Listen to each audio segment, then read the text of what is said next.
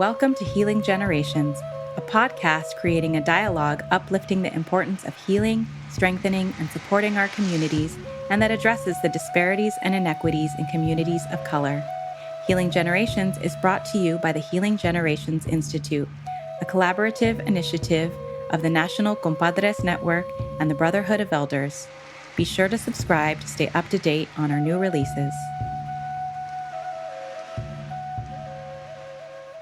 I want to say welcome. This is Jerry Tello of the National Compadres Network and Healing Generations Institute, and I want to welcome you all today to this dialogue, this plática, this discussion that we continue along the path of bringing the healing power and medicine and teachings of generations that have come before us, and at the same time lifting up the generations of trauma that our ancestors and many of our relatives have lived and still carry on today. So it's our attempt to really bring some medicine and some focus and some healing to our world and to our families and to our communities that way. I want to also just acknowledge, the Creator and all the ancestors, and which includes your ancestors. So if you take a moment, just take a deep breath and just kind of bring in your own ancestors, those people that came before you, and whether you've recognized it before or not, we are here because of them.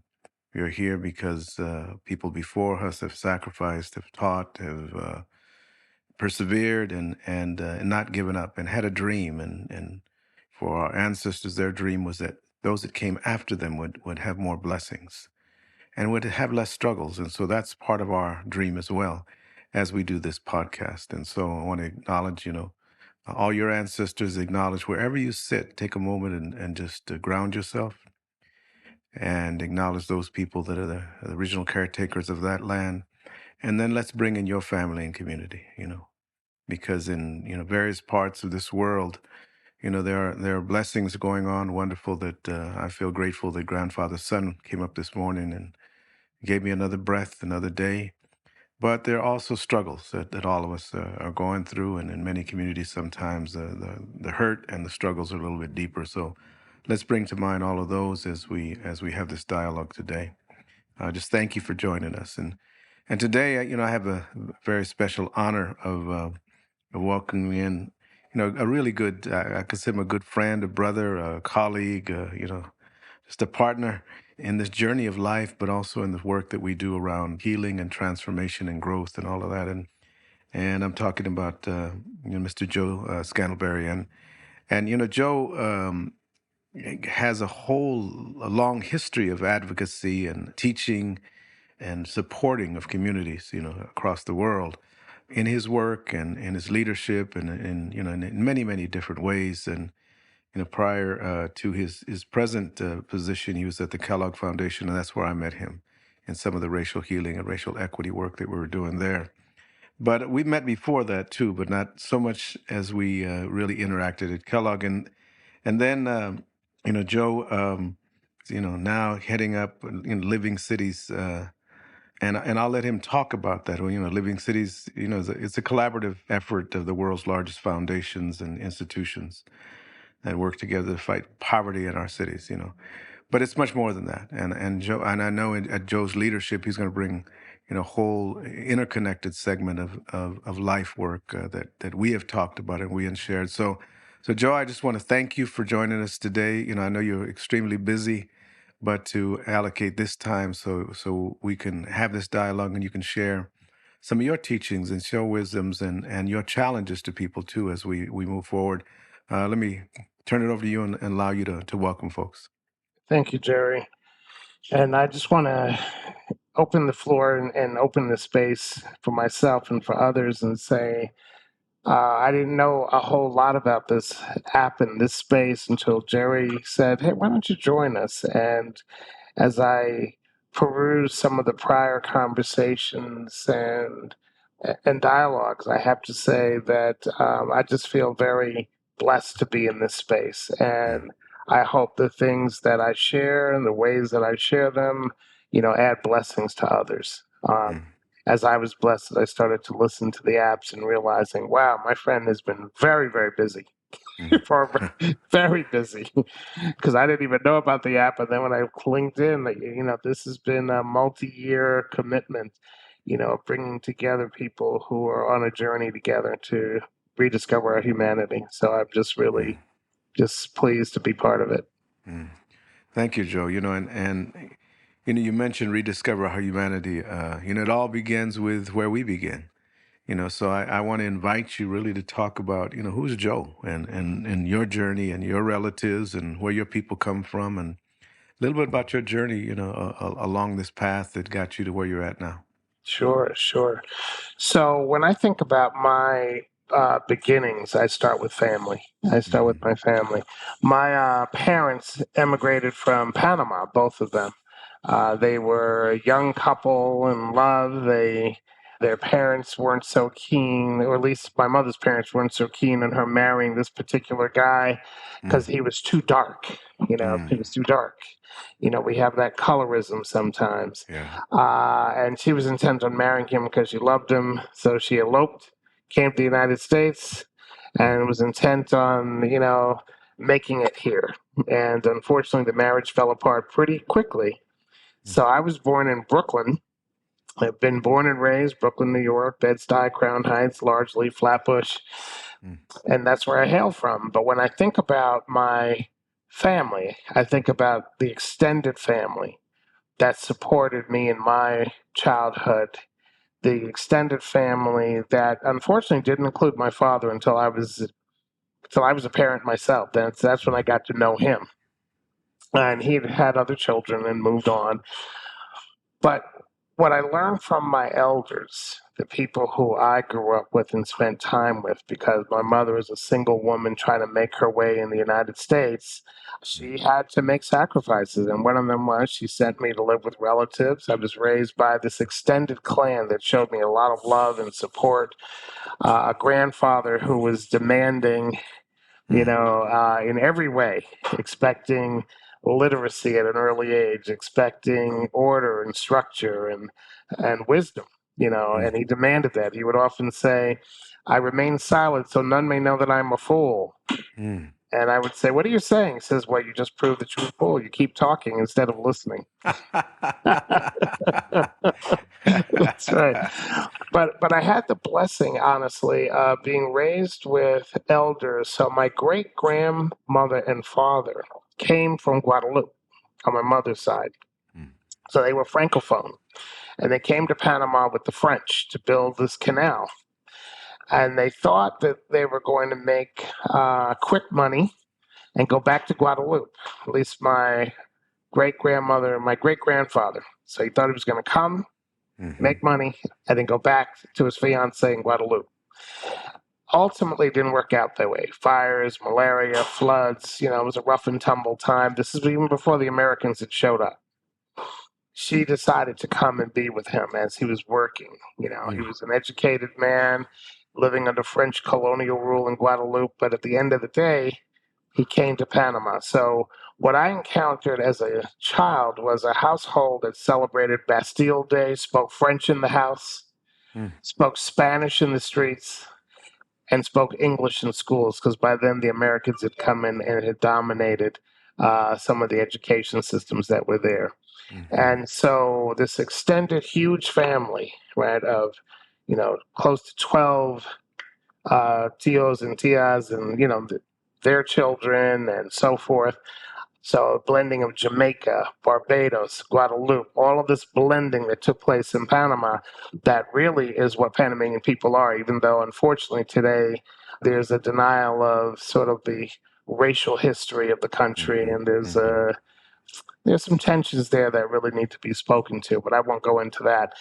I think that extended family, those generations, that's who I am. When I showed up in Brooklyn, and I grew up in Brooklyn, we could hear the dialects of all the black people on Nostrand Avenue, on Empire Mm. Boulevard, or Eastern Parkway, and knew where they came from. I could hear in my ear the people from Jamaica, or the people from Guadeloupe, or the people from, who were from the South. We were all blended together. Those who were black and spoke Spanish, all blended together. And that's from whence I come. That's Mm. that's uh I think that's a good start of who I am. Yeah. The thing I would add is that throughout all of that journey with family, spread across the country, back and forth to Panama through all my formative years, a couple of things were consistent. One, faith, Mm. that we are people who believe in something and we didn't create ourselves. And we're conscious of that. So, however you choose to worship, know that God is there. Mm. Second, family. That the family that you're gifted with is the family that drives you, compels you, supports you, never abuses you. But that's the family that you have. And extending that family to others sometimes means that, there may be friends who are not blood kin who you're Mm-hmm. closer to than people who are blood kin, but your love and your support should be consistent always. Okay. And then finally, I'm a father. Mm. I have a 24-year-old son who, I love to death, and we have our struggles, but I look at him and I see him forging his own way, and I find myself as a man trying to make space for him, how to make space for his voice, his vision of things, and how do I learn from his vision. Um, I've been married twice, so we can go into the relationship piece here as well, Mm. because part of, I think, my journey has been really trying to think through how I partner Mm. and how do I show up well as a husband, as a father, as a partner. And, sometimes I do well, sometimes I struggle, I have to say. Mm-hmm. Mm-hmm. So, if we're going to talk real today, all of Yeah. that's coming in the door. Yeah. Yeah. Yeah. Yeah. No, I appreciate your honesty around all of that, because I think that you lift up some things that we talk about in symbols. We talk about racism, and we talk about racial equity, and we talk about, oppression. We talk of all of that, but in the real sense, how do children and how do people living in a society that, colorism is a major thing. The whole sense of inequity is a major thing. Devaluing of certain people are a major thing.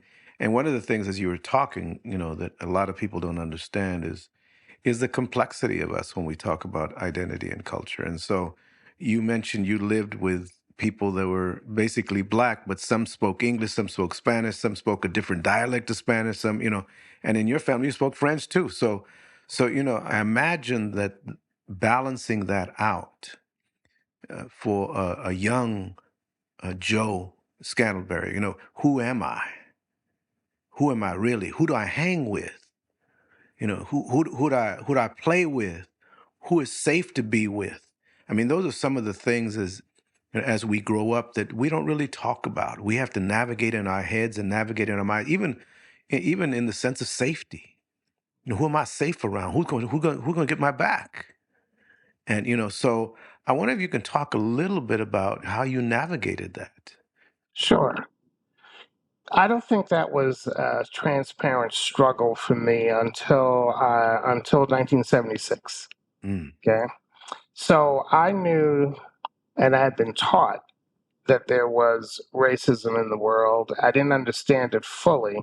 When I was in nursery school in Panama, I actually was probably the only Black American kid going to the American nursery school on the Canal Zone at Mm. Coco Solo, right? And I knew that I was different because I was the only black kid on the bus. But so Mm. was the bus driver. The bus driver was black, and the Mm. woman supporting the kids on the bus, helping him, was also black. And I was the first child picked up and the last child dropped off always, because they were coming from where I lived, Mm. picking up all the white kids from all the white neighborhoods and bringing them to the predominantly white nursing school that was attended to by black staff, Oh, wow. right? So, Mm-hmm. I was aware, I saw what I saw, but I didn't know what it was. Yeah. I think also, because education was such a driver, my mother had me at third grade reading the children's Bible aloud. Mm. That was my summer project. I was with cousins in Oklahoma. They could go out to play, but I was reading the Bible aloud. I didn't know what it was, just knew Mm-hmm. it was a big book, and I had to get through it. Yeah. So, Yeah. Yeah. whereas everybody else was playing, I had to get through this book. So you can go play. Yeah. I Yeah. just had to Yeah. go play. I didn't care what it said. I just had to get through it. In the very same way, knowing how to write, knowing how to write in script before I entered school. That was something that my mother and grandparents insisted on, So we sat and we had to learn cursive and work and write, et cetera, et cetera. Now, in terms of racial identity, I would say to you that I still, till today, don't divide myself in any way. I see myself as wholly me. Latino, Black in every way, African American because I was born and raised culturally here. So I start here. I was there when hip hop began. You know what I'm saying? So I There you was go. like, I'm there. At the same time, I also recognize that I can see and do and take in anything, and I don't limit myself in any way to the aspiration, well, this is not for you because, I remember growing up in Brooklyn and having Boricua friends say, so what are you, man? You Latino or you Black? What is it? What you doing? And I would say, you see who I am, you know who I am. Your confusion is not my confusion. Take it in. Take all of it in. Right? Your confusion, so I make arroz con gandules, right? Pigeon peas and rice in English. Right? You go from one island to the other, one Caribbean culture to the other. We are eating the same exact things with a different spice here or there. Right. We're calling the rice at the bottom of the pot the same things. We will call it conkalunk. You call it pegao. You Dominicans, we call it cancan, but it's all the same. It's the part that has all the seasoning at the bottom. So you know what it is. Right. So I say, you know what it is. Can you handle it? Okay. So the fact that I can dance salsa merengue, but I also know hip hop and I also know jazz, it all comes together because that fusion is who we are. And all of the ways in which people try to divide that, it's just something that, I don't accept. My grandfather, my father's side, was a Negro League pitcher. Okay. Came out of Panama. He was a great ball player, Pat Scantlebury. He ultimately made it to the Cincinnati Reds, but he spent years as a starring pitcher, an all-star pitcher for the New York Cubans. We're all of that. We're all of that. And when I came up, my grandmother would say, well, we used to love going to the ball games. And, I'm a Yankee fan, still am, hardcore. So I'm thinking she's talking about the Yankees, right? And the truth is, she was talking about the Negro Leagues. I didn't realize that till much, much later. She goes, "Oh, we used to go see your grandfather play. He was great. He was a great ball player, the whole bit." And it dawned on me that she was talking about the Negro Leagues. And I'm talking in my 30s when I realized that because she'd always talked about it. My grandfather would see me coming to Panama and say, "Oh, here comes the Brooklyn bum. Oh, the Brooklyn bum." And I would get very upset with her. Why is he calling me that? 'Cause we spent a lot of time together, he and I. What I didn't realize was that he was referring to me as the Dodger from Brooklyn. Right? The Brooklyn Bums. And why did he follow the Dodgers? Because Jackie Robinson played for the Dodgers. He was a man who, while on one hand didn't want to come to the United States too often because he understood the discrimination that was here, him being Black himself, he understood also, having worked for the U.S. Army as a civilian employee for years, excelling in every way, he also understood that he had to take care of his family and strive and be excellent.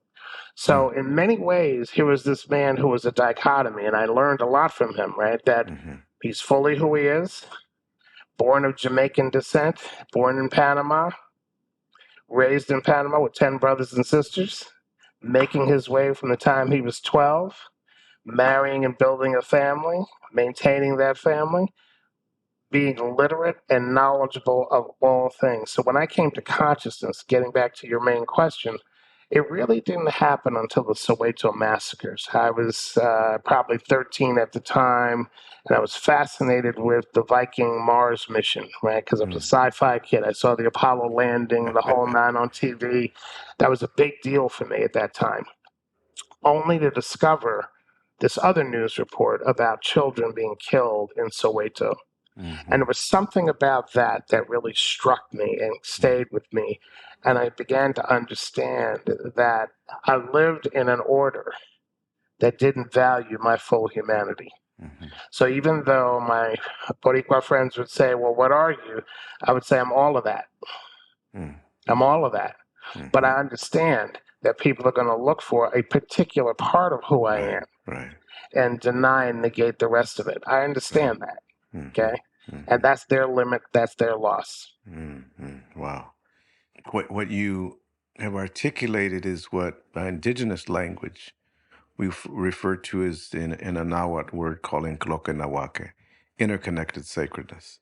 So we don't separate ourselves from everything. We are all interconnected to everything and everyone in that way, Mm-hmm. and so it's beautiful how your family, your grandfather, your relatives were able to transmit that to you, transmit that sense of wholeness, of interconnectedness, that you don't have to divide yourself, that you don't have to, disconnect yourself. You can be all of everything, and it's beautiful that way. We live in a society that, systematically we have to check boxes, and what box are you in, and where you at, and what, all these different things, and we understand the reason for that, for control and for separation and all of those things, but it's so beautiful to really hear in your upbringing, in your family, that the elders were able to infuse that in you in such a beautiful way. I mean, I think that's really the goal. How do we do Mm-hmm. that in children, that they can accept all people and be all of themselves at the same time? Mm-hmm. And as you're talking, and I know this is going to air a few weeks after this, but I just want to take a moment because it's present in my mind. And you mentioned, the children, that we had an incident here, in Uvalde, Texas, Mm-hmm. in which 19 children were killed, Yeah. and they were killed by an 18-year-old boy. You Mm-hmm. know, so we had a tragedy between children. You know, Yeah. and what it says to me is, what have we not done? Mm-hmm. And what do we need to do as adults? And what do we need to do different, and what do we need to stop doing in terms of priority? Yeah. you know and I think it begins with that teaching that you just shared, that we are all interconnected, that we pay attention to each other, that who wasn't paying attention to this 18-year-old boy that obviously had issues, Right. obviously had problems, you know and who now is going to pay attention to all the grieving that's going to go on? Mm-hmm. Or are we going to go back to the regular way of priorities as set by a capitalistic, materialistic society? So, with that, I'm wondering if you can just talk about, because I know in your work and in your travels, in your own personal journey, you've had to struggle and balance between the systemic way and the society's way and your own personal values. Mm-hmm. What along that journey, first of all, has been challenging for you, and what have you learned? What lessons have you learned that Sure. really have helped you along that path? Sure.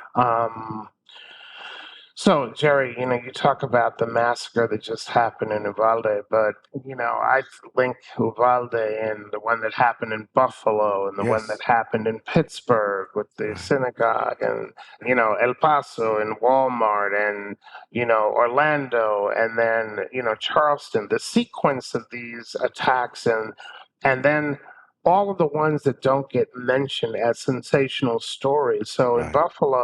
Buffalo happened, and then there were 21 other multiple killings that happened in 21 other cities that same week. Mm, They weren't even news stories yet. The, mm, the, the tally of human loss yeah. is staggering. Yeah. And I personally believe, just now, in terms of my spiritual walk, my own value set, I personally believe the failure of all of our institutions and we as individuals to actually care for one another. Mm, Now, caring takes time. Caring takes time. Caring takes listening. Caring takes a will to hear from each other. And I will say that through much of my life, you know, and I'll start with Soweto because for me that set off a very mm-hmm, different thinking. I was coming, I was in puberty, teenager, starting to notice things in different ways. Was no longer, my mother was a single mother raising two kids, so I had a lot of responsibility early on, and there was no room for being scared. There was no room for being fearful. There was no room for backing down. Being safe, being wise, avoiding getting killed. But every day, we were taught every day that you are alive in a world that wants to destroy you, you have won. It's a victory every single day. And we were taught that. My mother would say, "Hey, you got 3 stripes against you." This is every day she would say stuff like this. You're black, you're poor, and you're short. So, so you got a lot going against you, buddy. So you better get your education, And so I took on education as a way of preparing for what I didn't know, right? But eventually the call would come, the role would come. And there were lots of humiliations in education, right? I went to ghetto Catholic school. This was a poor Catholic school in a neighborhood that had done, well, now we talk about gentrification, but really we were at the end of white flight. The white people who Yeah. who didn't leave were the people who could not possibly leave. They had 10 kids, big Irish families or big Italian families. They couldn't go anywhere. They owned their land, and all the black folk had moved in around them, and they just had to accept that, okay? But the interesting thing is that they became our friends. They were our friends. They're the people we knew. And it wasn't until I went to other neighborhoods in Brooklyn where I was not accepted, where hostile words, fistfights, being challenged was just regular. And what I learned to do was to give as good as I got, know that I was in an adversarial posture at all times, and that even though the school that I attended was a great school, that, I was going to hear the N-word at least, once a week. And of course, my response was, how do you know I'm not Sicilian? I think I'm as dark as your father. Okay? You give as good as you get, Threats. You give them right back and you back them up. Same thing. So having an adversarial posture, a combative posture, was the armor that I put on throughout all that period. I went to law school knowing that I was going to be a labor and employment lawyer to fight for workers' rights, right? That was my sole focus. I went to college thinking, I initially didn't know a lot about college, didn't think we could afford it, and we really couldn't. But fortunately, back then, there was money to support my education. I ended up going to Cornell and getting a deep racial history education, even though my major was in industrial and labor relations, right? I ended up studying with, James Turner, Maury Evans, Loxley Edmondson. And these are Dr. Ben Jakanen, folks who grounded me in an orientation that I had never heard before, much less read about. Having time to sit with Congress Mbata and others who were, struggling with South African liberation at the time.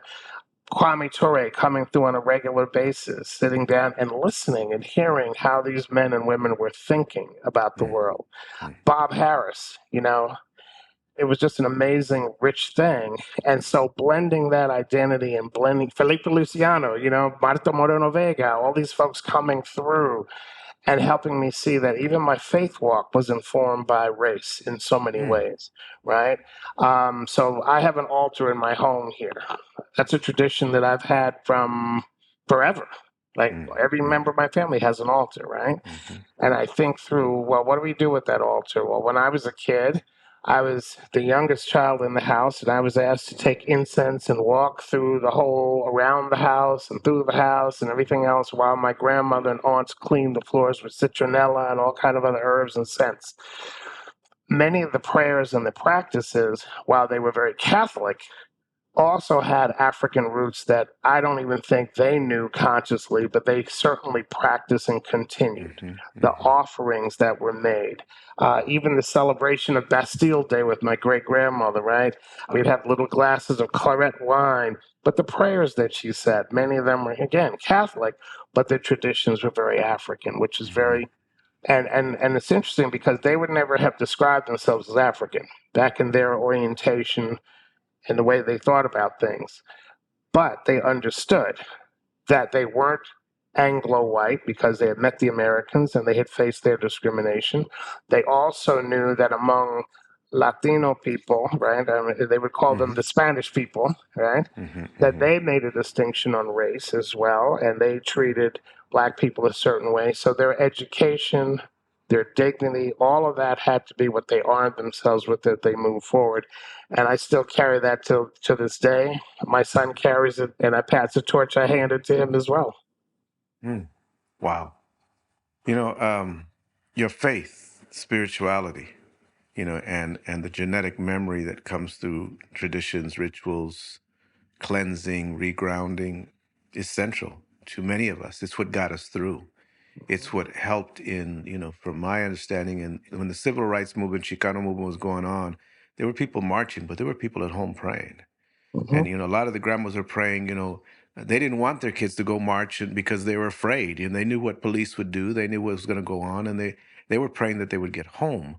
But they were also deeply praying that, that there would be an honor and respect for who they were, and so, that sense of faith that you bring up is so significant. And it's something that we don't, in movements, in philanthropy, in all of we don't readily bring that up, that sense of spirituality, the sense of, we talk about identity and talk about culture and racial equity, but it's not readily talked about. The sense of spirituality and faith is a central part, and what I hear you saying, it was a central part for you. And I think it's a central part for most people that, especially people, of color. I think for everybody, but especially for those of us that really do hold on to some of our identity.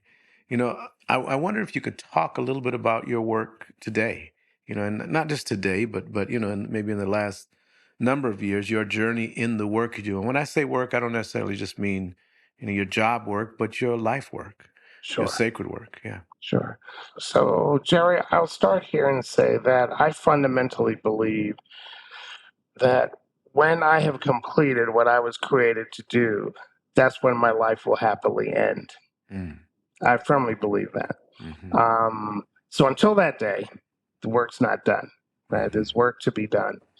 So, what I have discovered, I had a kind of a single-mindedness when I became a lawyer, right? That I was going to be a labor and employment lawyer. That was the frame that I was going to go through because I saw that the rights of working people and the working people's ability to earn and take care of their own families made all the difference in the world, because my mother was a sole earner, and by the time I went to college, she was making $11,000 a year. Mm. Okay, like nothing. Yeah. But we made it. We never really lacked. Okay, we lacked, but we didn't. We never needed. Yeah. Okay, what we didn't have was we didn't have high wants. We had minimal wants. So in the summers when New York City had blackouts, right, and the streets went crazy, our lights were already off. Our lights were already off. So we were like, oh, okay, no big deal, right? We had candles and got Mm-hmm. around it that way. And since it was summertime, the street lights were on and we could have some degree of light. And you stayed out later than you would have normally because the sun was up anyway. So Mm-hmm. when you went home to go to bed. Yeah. Okay, but our lights were already out and we were Mm. fine, Mm. because we didn't have the means to pay the electric bill. Okay, our goal was to keep the roof over your head and the gas on. Keep the roof over your head, pay the rent, keep the gas on, you're fine. And we thought of that as a gift, Mm. that we could do that with what little we had. Right? We thought um, I would wear my mother's coats to an all boys school. Right? Mm. Those that could pass as neutral somewhat, because I didn't have a coat and the weather was harsh. Mm. And of course, guys being guys, they give you a hard time because your buttons were on the wrong side of your coat. They're like, "What's going on with that?" Mm-hmm. I didn't care, right? Because I had what Mm-hmm. I had, and I was here, and I was going to outcompete you. So when I think about my work, I always think of it as people of color journeying in systems that were not designed for us to thrive. That we are actually trying to recreate what should be, not Mm. not to recreate what was, but to create what should be, right? I'm not trying to just get our slice of pie, but redefining the whole bakery. Mm. That's what I Oh. see us doing. That's what Mm. I see myself doing.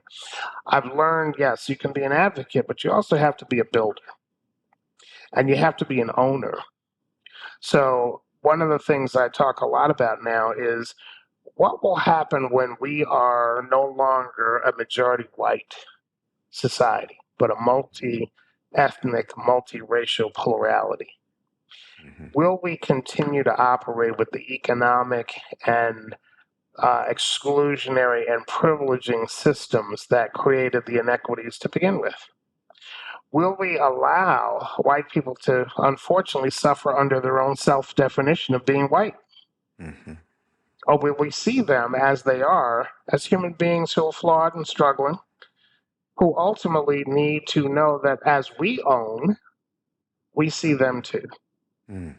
Their problems are our problems. That's hard to say right now. This is not, Yes. this is a Yeah. time when you say that a lot of black folk will look at you cross eyed, like, what are you talking about? Hmm.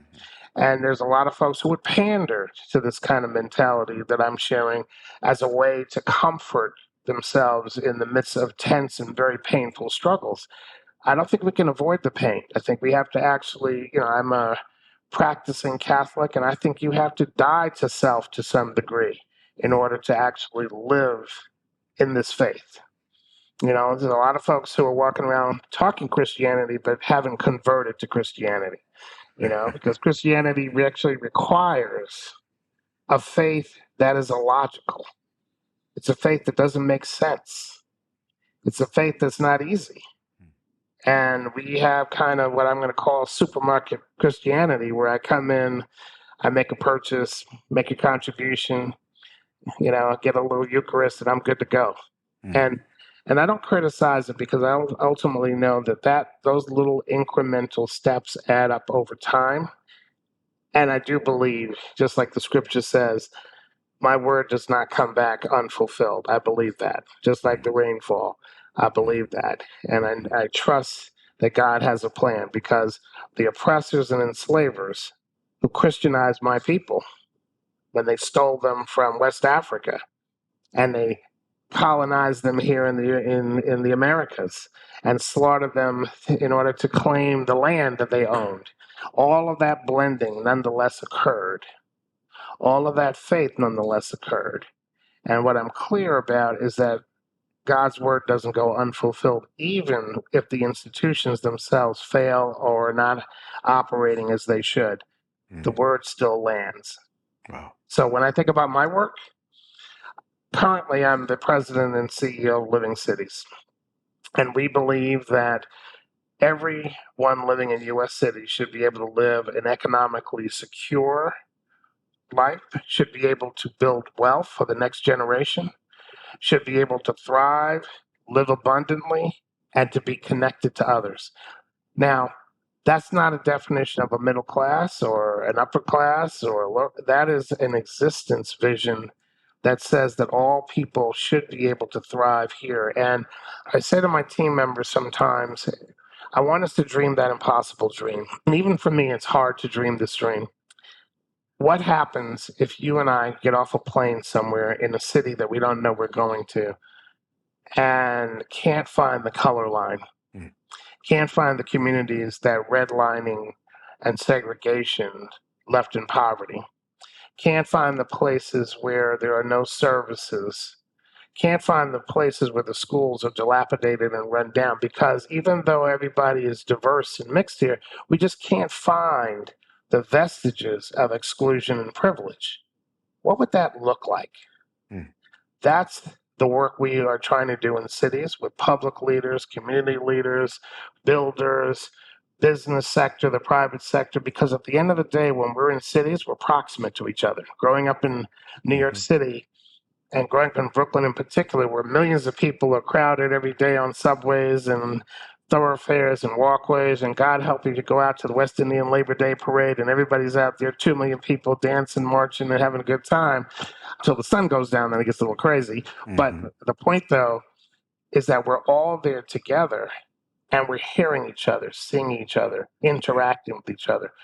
We believe that that is the vision for the future of America, and cities have to model that possibility. Mhm. So that's what we're working towards. Wow.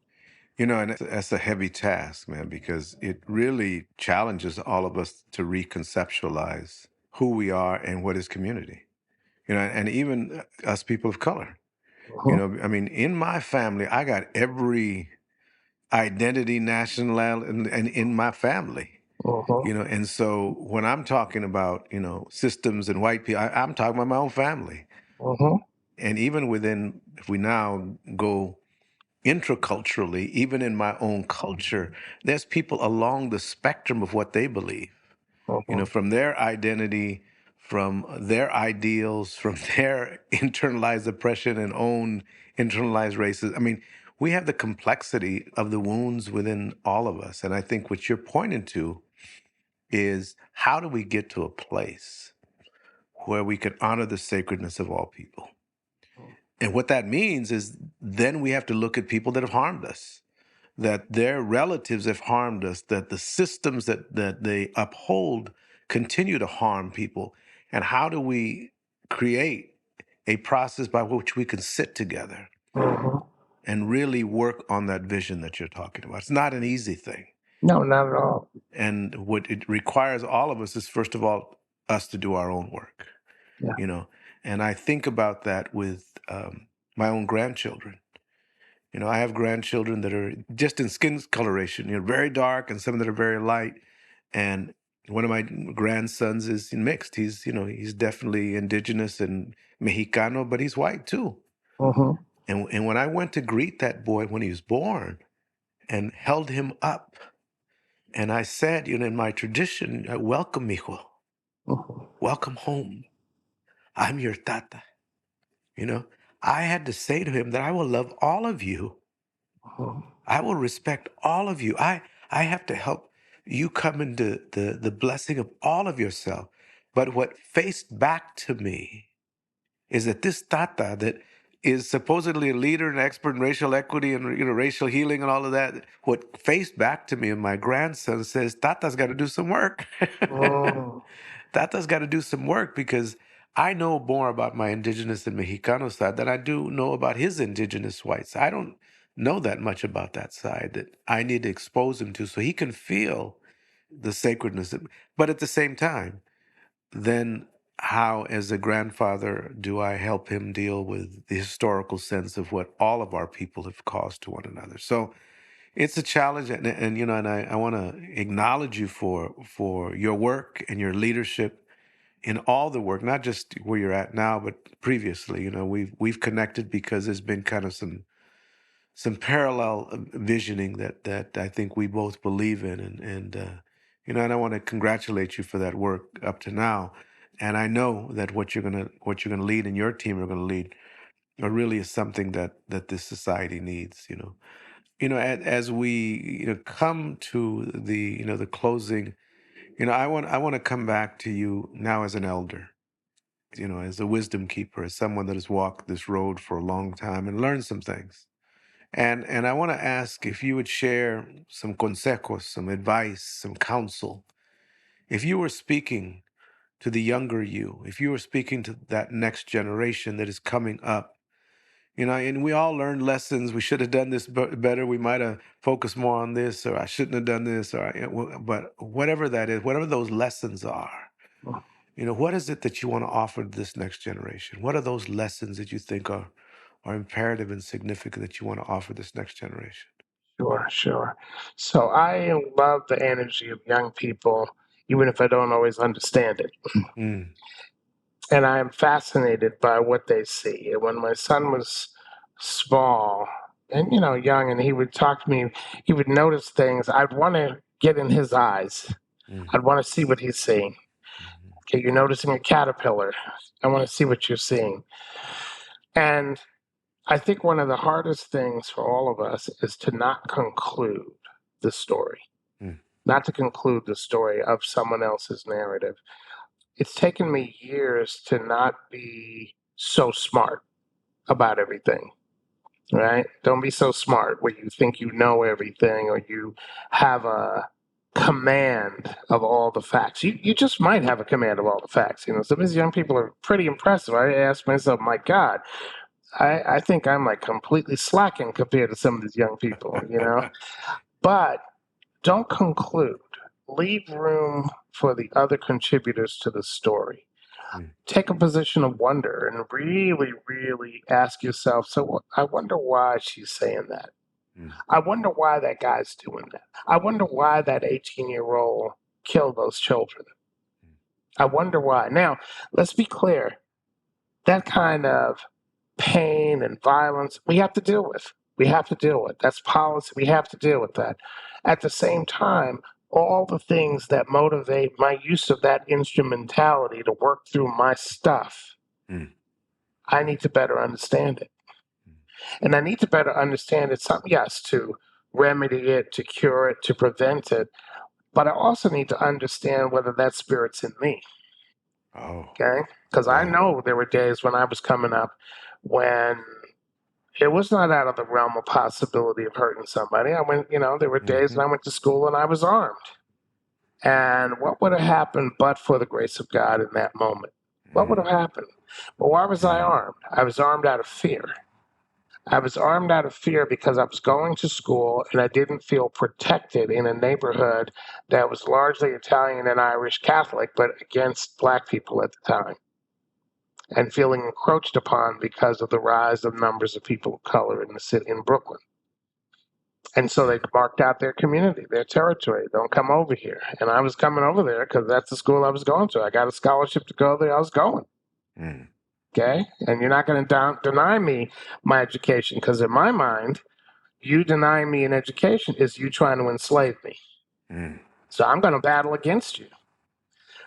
Ironically, in this predominantly white school, all guys, and we're talking the 70s here, no such word as bullying, right? We were rough with each other.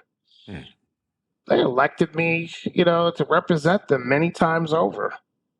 Why? Because I was willing to take on the challenges that they had about regular bus service to get to the school. I was willing to speak on behalf of what we all needed to thrive in this school. And I was willing to challenge them on the things that were stupid. Like, we had a textbook that had Egypt as part of Europe. Now, just come on. Like, come on. Come on. You're claiming a civilization that you had nothing to do with. In fact, you learned from that civilization, and now you got to put it in Europe, where geographically that doesn't even make sense. How do you even publish this book? Did anybody read this before you gave it to us? and you sometimes have to laugh at the things we'll go through to maintain our narrative. I think for young people, I think the most important thing is, first of all, read everything. Second of all, listen, inquire, but don't conclude. Don't be so quick to say, and so therefore, this is what this all means. Because very often there's more behind the story than we will ever know, but stay open to that new information. And my best example of this is I recently had a deep revelation about myself. My mother's, again, single mother, leaving me with relatives to watch me as a child. And I remember having this waking vision of me being a child that was small enough that I couldn't get off the bed without help. And I was crying for my mother, crying for my mother. And somewhere along the lines, I knew my mother wasn't going to come no matter how much I cried. And so there's been a spirit in me, and this is a place of vulnerability, that never believes anybody's going to come to get my back or take care of me. There's a piece of me that believes that. Right? It's a very abandonment feeling. But here's the blessing. I don't conclude that no one's coming because people inevitably do come. I just wait for them. I just wait for them. They come in their own time, in their own ways. Even if I'm feeling very much like a child abandoned that can't turn left or right or climb down from the bed, someone is there. They just may not be the person you want to come. Someone else comes. Just wait for them. Okay? Wow. So I always have a lot of hope in that way. Ooh, that's a deep one, bro. It's a painful one. Yeah, And as a yeah, grown man, to have that kind of feeling, you're like, what's wrong with you? Why are you thinking that? But the truth of the matter is, as men, we're not allowed to feel all that range of emotions. I dare to be who I am. I'm going to feel them all wow, yeah. and allow myself that humanity. That's deep and that's beautiful and really opens up a whole other conversation that we need to have about men and vulnerability and deeper conversations and faith. Absolutely. because I think it brings us back to woundedness. When you don't think no one's coming, Mhm. when you're afraid that you're left alone, when you are feeling like everyone's against you, then the woundedness shows up, Yeah. and it shows up big, and it shows out, really in a hurtful way. And I think what you bring to the forefront and to bear is, that ancestor voice, that spirit, that faith, that someone is there. And I think the challenging part, and I think it's been challenging for me, but it's challenging. It may not be who you think it should be. Hmm. I mean, it may not be your mother, and it doesn't mean that your mother doesn't want to come, but your mother, sometimes our mothers are just surviving themselves. Correct. It may not be your spouse. May not, yeah. It may It not be may, your spouse. You know, yeah, you may, the things that our partners carry are their own to carry. yeah, And as yeah, men, we sometimes expect our partner to kind of fill the gap, yeah. and they can't. And it may not even be your people. Exactly. Right. And I Exactly. think that's the difficult one, because when I grew up, I looked to, my folks to back me up and all of that, and they did. But as we began to explore, how do we heal as a world, how do we heal as a community, we need all of us to heal. And we need all of us to come to the circle, and we need all of us to not conclude, Yeah. but to leave the story open, because it may be that you carry a part of the story, but then someone else is going to carry it further. And I think that's where that next generation, comes into play. And Absolutely. and and I believe that's why this multi-generational work is so significant, because our ancestors carry part of the story, our elders carry part of the story, our yelders that are in between carry, and then the young people, carry part of that story. And the question becomes, how do we create dialogue and circles and communities and movements that include all of our stories, so that we can go on this journey of healing and transformation for all people. Well, Jerry, for my part, my advocacy, my voice, my faith walk, my fumbles, my stumbles, I'm at the stage of life where all of that is on the table. Yeah, All of it's on the table. And, my thinking through racial healing, my thinking through institution building, the current work I'm doing now through one organization, but it's not, that's a job, right? There's the broader work.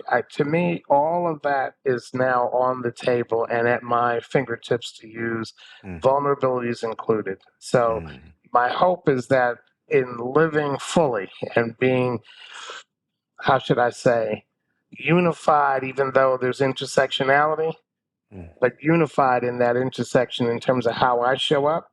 mm, Hopefully, I encourage other people to do the same, And to your point and your conclusion about not concluding, my hope is that others will continue to bring their full selves to the table as well. So, and that we make room. yeah, yeah. Well, in that, I just want to thank you and acknowledge you as someone that I'm sure makes your ancestors proud. That blesses up your relatives and the sacrifice of those that raised you in that good way.